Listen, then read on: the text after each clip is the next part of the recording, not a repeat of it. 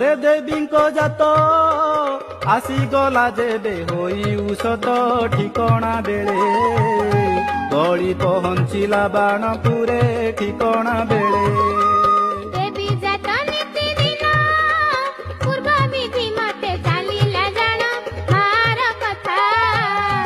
एबे होइला नाही अन्यथा मार कथा बड़ी चेना खुशी मने यात्रा से फेरी गला सदने आनंद होई कही धन्य माता महामाई आनंद वंश परंपरा कमे कोई जेना लगी अच्छी से कमे प्रति बरस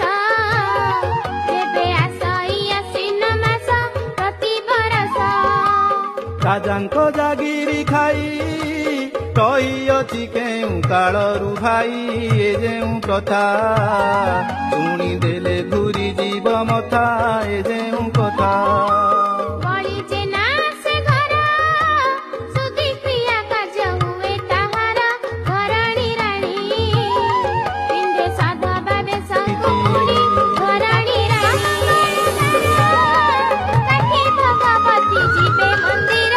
बुलिबा पाई तेरी आसीबे निसात जाई बुलिबा पाई वीर जाई काठीकर आस्थानटी भगवती मंदिर से दिनु रही भेट जाउची सहज।